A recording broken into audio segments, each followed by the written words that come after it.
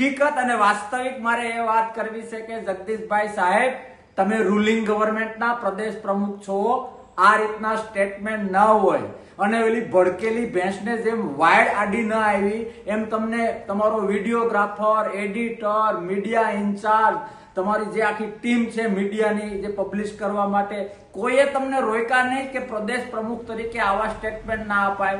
ખેર, ભલે તમે સ્ટેટમેન્ટ આપ્યું કે કોંગ્રેસ, અરે મારા બાપ, આ તમારા નિવેદનમાં જ ખડગે સાહેબના જે વાત છે એનો જવાબ છે. ખડગે સાહેબ સ્પષ્ટ કહેવા માંગે છે ગુજરાતીઓને કે તમે શાણા છો. ગાંધીજી અને સરદાર એ ગુજરાતમાંથી આવેલા છે.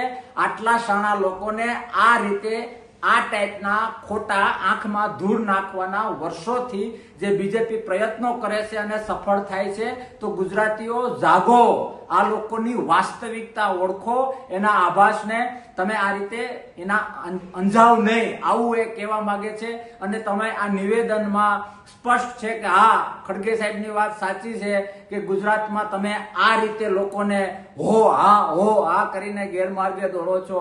જગદીશ સર, રિક્વેસ્ટ કરું છું કે આવું ના હોય. કોંગ્રેસીઓને ગુજરાતીઓની ઈર્ષા, આવું ના હોય સાહેબ. ક્યાંક ને ક્યાંક હાસ્યાસ્પદ થઈ રહ્યું છે. એક રાજનીતિ અને રાજકારણનું અપમાન થઈ રહ્યું છે, નિવેદનોનું અપમાન થઈ રહ્યું છે. કોક તો રોકો, જગદીશ સરને કોક તો રોકો.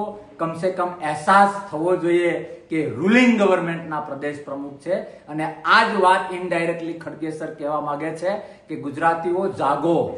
ભાજપે 30 વર્ષથી જે તમારી આંખમાં ધૂળ નાખવાનો પ્રયત્ન કર્યો છે, તો કેળવણીકાર બનીને ભાજપની વાસ્તવિકતા જાણો અને એની બાજુમાં જે મંજીરા ઓગાળે છે એ આમ આદમી પાર્ટીની અને ભાજપની વાસ્તવિકતા જાણશો તો તમને ખબર પડી જશે કે માવતર પાર્ટી કોંગ્રેસનું કેટલું મહત્વ છે. જગદીશ સર, ભવિષ્યમાં પણ આવું હાસ્યાસ્પદ ગુજરાતને પીરસતા રહો, એના માટે શુભેચ્છા. જય હિન્દ, ભારત માતા કી જય.